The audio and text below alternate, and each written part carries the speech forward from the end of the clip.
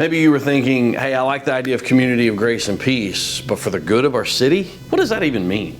As followers of Jesus, we are called out to live out our faith by striving to bring peace and unity into our lives and into our city. This means reaching across social boundaries to form relationships with those who are different than ourselves. It means understanding that everyone is created equal by a loving God who wants us to live in harmony with one another. To do this, to become a community of grace and peace for the good of our city, we believe that there are three important postures that we need to embrace. The first one is this, is a posture of exile. Have you looked around lately and thought to yourself, man, the world is hurting and broken. There is so much pain and the problems, honestly, just seem overwhelming. Well, you're in good company because we have too. And though the needs around us often feel overwhelming, Scripture tells us that with God, all things are in fact possible. And people in the story of God have found themselves at various points and moments of what some would call exile, or strangers in a land, or a culture they didn't quite understand.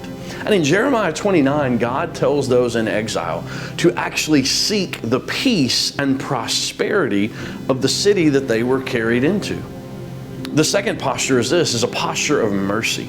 I heard it recently said that a posture of mercy is like a picture of someone bandaging the wounds of someone who has been hurt. And this is a posture that we want to have as a church and as a people. A posture of mercy towards our city.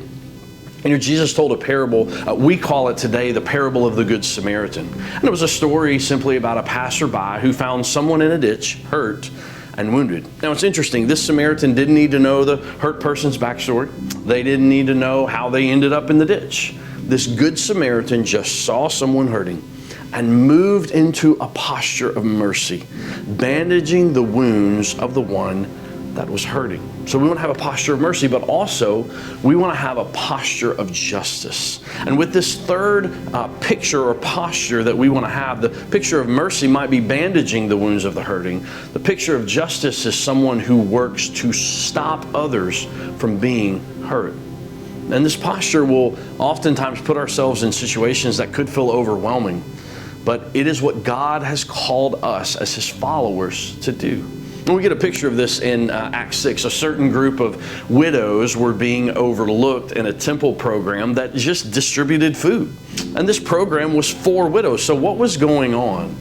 Well, these women, these widows, they were actually women who were being discriminated against because of who they had married. And when the early church leaders heard about this, they put a stop to it by appointing people to ensure these widows were able to participate in this food program. The Bible, interestingly enough, calls those group of people deacons.